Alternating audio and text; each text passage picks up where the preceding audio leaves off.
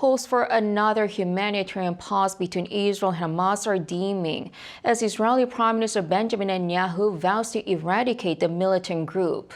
Meanwhile, diplomats at the UN Security Council once again postponed a resolution to expand humanitarian aid to the Gaza Strip as the death toll there surpasses 20,000. Eun-jin reports. On Wednesday, amid reports about a possible deal between Israel and Hamas for a second humanitarian pause in Gaza, Israeli Prime Minister Benjamin Netanyahu said in a televised statement that the war would end only with Hamas eradicated, all hostages freed, and Gaza no longer posing a threat. In the statement, he also vowed to eradicate Hamas, saying that the militant group has two options: surrender or die. We are continuing the war to the end. It will continue until Hamas is eliminated, until victory. All Hamas terrorists, from the first to the last, are dead men walking. They have only two possibilities: surrender or die.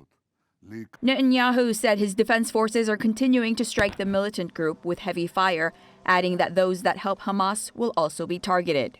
Meanwhile, on Wednesday, a UN Security Council vote on a resolution to expand humanitarian aid to the Gaza Strip and ask the UN to monitor the humanitarian aid deliveries there was postponed at the request of the United States.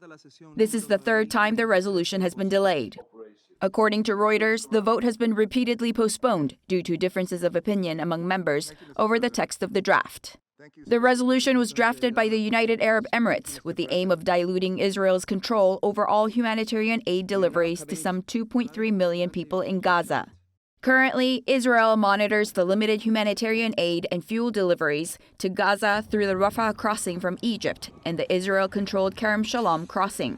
Washington is standing by its tradition of shielding its ally Israel from UN action.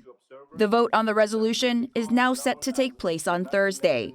According to Gaza's health ministry, also on Wednesday, the death toll in the Gaza Strip has surpassed 20,000 since Israel began bombarding the enclave more than 10 weeks ago. The Gaza government's media office says at least 8,000 children and 6,200 women are among those killed. Since the collapse of a 7-day truce on December 1st, the war has entered a more intensive phase. Ground combat had previously been confined to the northern half of the Gaza Strip, but has now spread to cover almost the whole length of the region. Eun-jin, Arirang News.